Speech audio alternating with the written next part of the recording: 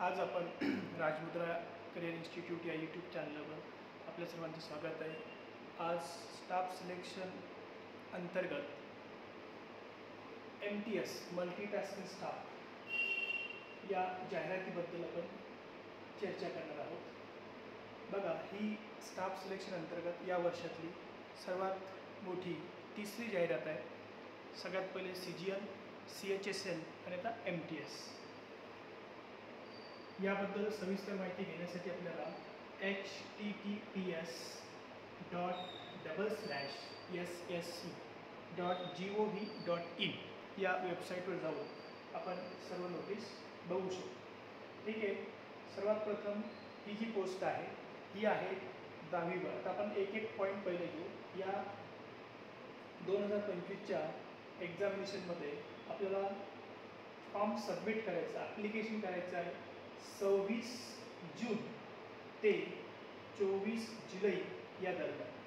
ठीक आहे, आपली फॉर्म भरण्याची जी शेवटची तारीख असणार आहे, दिनांक असणार आहे, ती असणार आहे 24 जुलै, लक्षात घ्या। हा झाला। आणि याची जी कम्प्युटर बेस एक्झामिनेशन असणार आहे, सिंगल विंडो एक्झामिनेशन आहे, एकच एक्झाम असणार आहे, ती असणार आहे 20 सप्टेंबर ते 24 ऑक्टोबर। 20 सप्टेंबर ते 24 ऑक्टोबर म्हणजे कम्प्युटर बेस ही एक्झाम असणार आहे। 20 सप्टेंबरला सुरुवात होईल तर 24 ऑक्टोबरपर्यंत अलग अलग दिवशी अलग अलग स्लॉटनुसार ही एक्झाम होईल। ठीक आहे, दोन सर्वात महत्त्वाच्या गोष्टी। परीक्षा फॉर्म भरण्याची शेवटची तारीख आहे 24 जुलै, परीक्षेची डेट आहे 20 सप्टेंबर ते 24 ऑक्टोबर। त्याच्यानंतर या ठिकाणी आपल्याला पेमेंट स्केलबद्दल दिलेलं आहे। नंतर आहे वॅकन्सीजचा सर्वात महत्त्वाचा मुद्दा। या MTSच्या एकूण ज्या वॅकन्सीज आहे त्या वॅकन्सीज आहे या ठिकाणी आपल्याला दिसत आहे। एकूण किती वॅकन्सीज आहे तर वॅकन्सीज आहे आपल्याकडे 1075। किती वॅकन्सीज आहे? 1075। ह्या एकूण वॅकन्सीज आहेत 1075। ठीक आहे, त्यानंतर जे काही डिटेल तुम्हाला बघायचं असेल तर https://ssc.gov.in या वेबसाईटवर जाऊन आपण सविस्तर माहिती घेऊ शकतो। त्याच्यानंतर पुढचा महत्त्वाचा मुद्दा आहे सर्वात, हे अलग अलग कंडिशन आहे। महत्त्वाचा पॉईंट आहे पुढचा, नॅशनल सिटिझनशिप। ठीक आहे, नॅशनॅलिटी आणि सिटिझनशिप यात काही वेगळं नाही, सगळं आपल्याकडे डॉक्युमेंट वगैरे असतातच। एज लिमिटचा प्रश्न आहे। बघा, 1 ऑगस्ट 2025 पर्यंत कॅन्डिडेटचं कमीत कमी वय 18 वर्ष असणं गरजेचं आहे। 18 वर्ष ते 25 वर्ष वय वर्ष किती हवं आहे? 18 ते 25 वर्ष। 18 ते 25 वर्ष असणं गरजेचं आहे। ठीक आहे, त्याच्यानंतर आता ज्या काही विशिष्ट कॅटेगरी आहेत, फॉर एक्झाम्पल SC ST, त्यांना 5 वर्षाचं रिलॅक्सेशन आहे। म्हणजे 25 + 5 म्हणजे 30 वर्षापर्यंत या कॅटेगरीमधले विद्यार्थी फॉर्म सबमिट करू शकतात। त्यानंतर OBC कॅटेगरी आहे 25 + 3। ठीक आहे, हे त्यांना 3 वर्ष आणखी काय आहे? रिलॅक्सेशन आहे। यामध्ये एक महत्त्वाचा मुद्दा आहे, कॅन्डिडेट्स बॉर्न म्हणजे फॉर MTS साठी 18 ते 25 आहे। हवलदार in CBIC and CBN department of revenue and a few post of MTS in various departments, याच्यातले जे काही डिपार्टमेंट आहे त्यांना वय वर्ष 27 आहे। ठीक आहे, दोन प्रकारचे पोस्ट आहेत या ठिकाणी। यामध्ये जे काही आहे ते किती आहे? 27 आहे। ठीक आहे, मग यामध्ये कुठले कुठले येतात तर यामध्ये येतात आपल्याकडे विशिष्ट हवलदार, CBIC आणि CBN department of revenue and a few post of MTS in various departments. ठीक आहे, त्यामध्ये आपल्याला 3 वर्ष म्हणजे या डिपार्टमेंटमध्ये आपण जर फॉर्म भरत असू तर 27 + 5 राहतील, 27 + 3 राहतील, म्हणजे जे काही एज या ठिकाणी दिलं आहे त्याच्या पुढे आपल्याला आणखी हे रिलॅक्सेशन या ठिकाणी मिळणार आहे। त्याच्यानंतर ही वेगळी कॅटेगरी आहे PWBD, नंतर PWBD OBC, PWBD SC ST, ex serviceman. हे व्यवस्थितरित्या आपण सर्वांनी बघून घ्यायचं रिलॅक्सेशनचा पॉईंट। त्यानंतर पुढचा मुद्दा आहे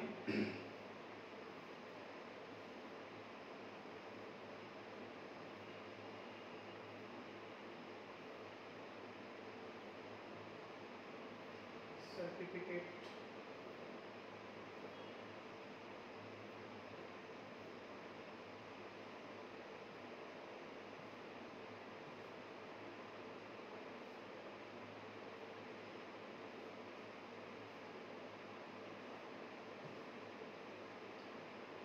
इसेन्शियल क्वालिफिकेशन हा खूप महत्त्वाचा मुद्दा आहे चौथा. इसेन्शियल क्वालिफिकेशन काय पाहिजे या ठिकाणी बघा. The candidate must have pass matriculation examination. म्हणजे तो विद्यार्थी 10वीची परीक्षा किंवा equivalent from recognised board as on or before the cut-off date 8 August 2025.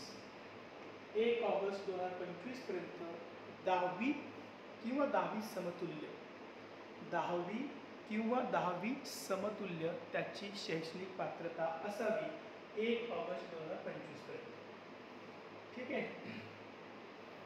त्यानंतर अप्लाय कसं करायचं आहे तर अप्लाय करण्यासाठी https://ssc.gov.in ही आयोगाची म्हणजे स्टाफ सिलेक्शन कमिशन ऑर्गनायझेशनची वेबसाईट आहे. या वेबसाईटवर जाऊन आपण आपला फॉर्म स्वतः सबमिट करू शकतो. त्यानंतर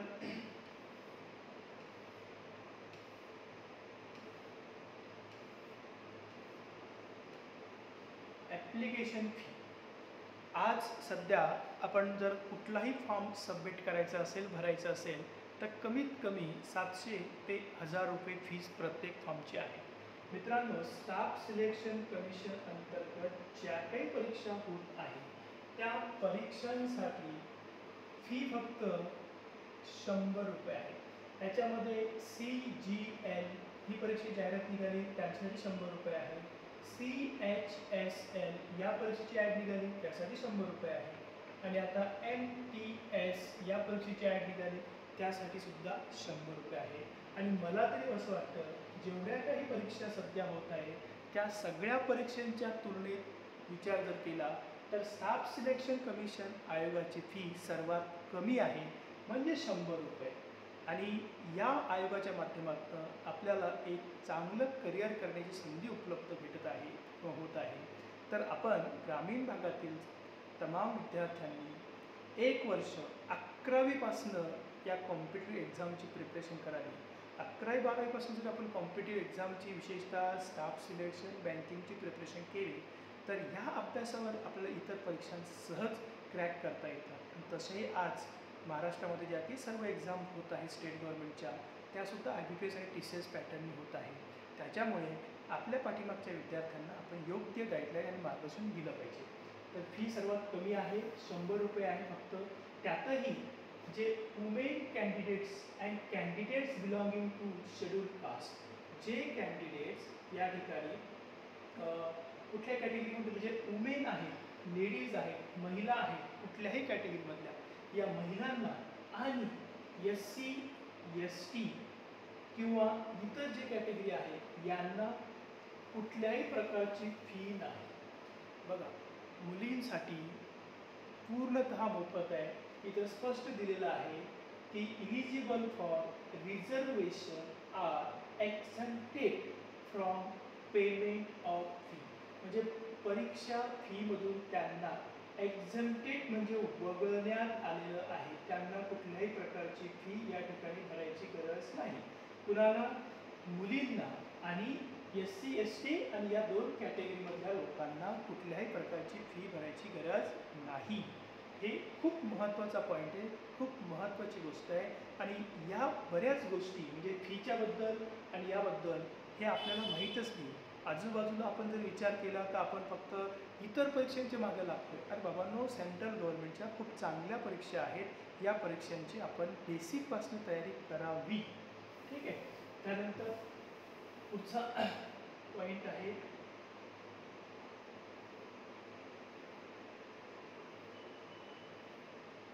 पुढचा पॉईंट असेल आपला आता सेंटर ऑफ एक्झामिनेशन. हा एक महत्त्वाचा मुद्दा आहे की बाबा परीक्षा सेंटर कुठेतरी दिल्ली, कुठेतरी मुंबई, कुठेतरी बाहेर जावं लागत असेल. नाही, बाहेर सुद्धा जाण्याची गरज नाही आता. मग परीक्षा कुठे होतात ते आपल्याला बघायचं आहे. बघा, परीक्षा आपल्या महाराष्ट्राकरिता कुठली कुठली सेंटर दिलेली आहे ते आपण बघणार आहोत. या ठिकाणी महाराष्ट्रात आपण राहतो सपोज बुलढाण्यामध्ये, बरोबर आहे. तर आपल्या बुलढाण्यापासून सर्वात जवळ आहे आपल्याला अमरावती, छत्रपती संभाजीनगर, पूर्वीचं नाव आहे औरंगाबाद, कोल्हापूर, मुंबई, नागपूर, नांदेड, नाशिक, पुणे, जळगाव खान्देश, एवढी सेंटर आपल्या जवळची आहे. आपण बुलढाण्याचा विचार केला तर आपल्याला छत्रपती संभाजीनगर, त्याच्यानंतर आपल्याला जवळचं आहे परत जळगाव आणि अमरावती. हे 3 सेंटर खूप महत्त्वाचे आहेत. आपण इथून जाऊ शकतो, सहज देऊ शकतो. हाही एक महत्त्वाचा मुद्दा आहे की बाबा जास्त खर्च येण्याची गरज नाही, आपण परीक्षा सहज जवळ देऊ शकतो. हा एक महत्त्वाचा मुद्दा या ठिकाणी लक्षात घ्या. त्याच्यानंतर पुढचा मुद्दा आहे स्कीम ऑफ एक्झामिनेशन. ही जी परीक्षा असणार आहे, ही परीक्षा कशा स्वरूपाची असणार आहे. तर या ठिकाणी दिलेलं आहे बघा, कम्प्युटर बेस्ड एक्झामिनेशन. परीक्षा असणार आहे कम्प्युटरवर, ऑनलाईन प्रकारची. कशी असणार आहे? Computer based examination. ठीक आहे. यामध्ये सगळ्यात पहिला जो विषय असणार आहे सेशन फर्स्टमध्ये न्यूमेरिकल ॲबिलिटी आणि मॅथमॅटिकल ॲबिलिटी, ज्याला आपण आपल्या भाषेत काय म्हणत असतो, गणित. मग ही गणित या ठिकाणी आहे. नंतर रिझनिंग ॲबिलिटी आणि प्रॉब्लेम सॉल्विंग, याला आपण बुद्धिमत्ता म्हणतो. ही आहे बुद्धिमत्ता. ठीक आहे. त्याच्यानंतर आहे जनरल अवेअरनेस, याला आपण सामान्य ज्ञान असं म्हणत असतो. हा विषय इतर सामान्य ज्ञान. आणि नंतर आहे इंग्लिश भाषा आणि कॉम्प्रिहेन्शन, या ठिकाणी येतो इंग्रजी.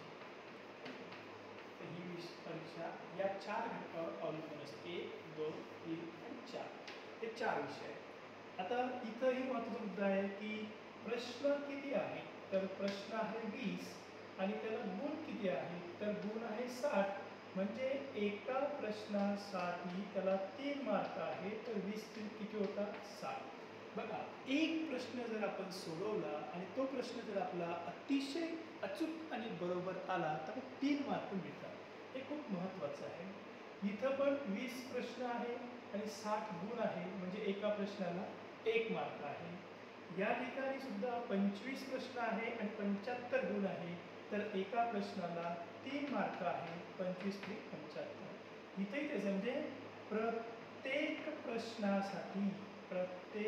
प्रश्नाकरिता किती मार्क आहे, प्रत्येक प्रश्नाकरिता 3 गुण आहेत.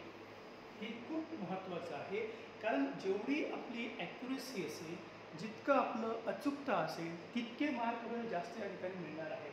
हा आहे खूप महत्त्वाचा पार्ट, याचा विचार करण्यासारखा पार्ट आहे. आणि मित्रांनो, या परीक्षेला जे विषय आहेत, या विषयांचा जर आपण बेसिकपासून अभ्यास केला तर हेच विषय आपल्या इतर सर्व परीक्षांना लागू होतात. सेंट्रल गव्हर्नमेंटच्या, विशेषतः स्टाफ सिलेक्शनच्या, बँकिंगच्या परीक्षांचा अभ्यासक्रम जर आपण व्यवस्थित केला तर नाण्याची दुसरी बाजू लक्षात घ्या. समजा याच्यात आपलं सिलेक्शन झालं नाही तर या परीक्षांच्या अभ्यासक्रमाचा उपयोग पोलीस भरती, तलाठी, सरळ सेवा, इतर ज्या राज्यांतर्गत परीक्षा होतात त्या परीक्षांना तुम्ही सहज चुटकीसरचं सॉल्व करू शकता. हे जरा गांभीर्याने लक्षात घ्या. पण याच्या उलट जर तुम्ही पोलीस भरती, सरळ सेवा, इतर परीक्षेची तयारी करत असाल आणि जर तुम्ही या परीक्षांना गेलात तर तुम्हाला ते शक्य होणार नाही, कमी होईल.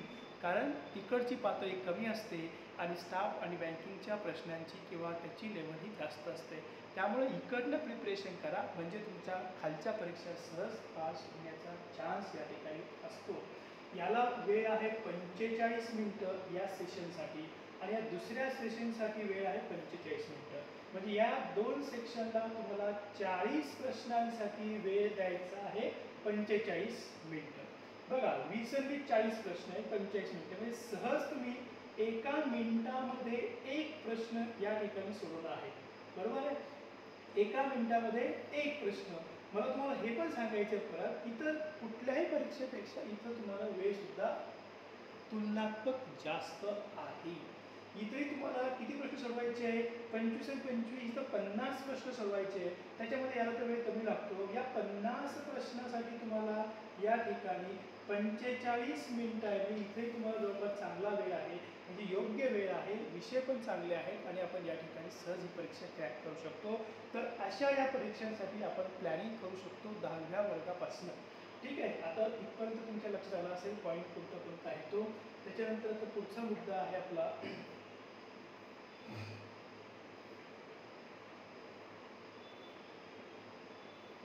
सिलेबस. ठीक आहे, हा जो सिलेबस आहे हा सिलेबस आहे मॅथमॅटिक्सचा. बरोबर आहे, लक्षात घ्या इथे हाच सिलेबस आहे मॅथमॅटिक्सचा. या ठिकाणी आपल्याला दिलेला काय आहे, अभ्यासक्रम. या ठिकाणी आहे अभ्यासक्रम.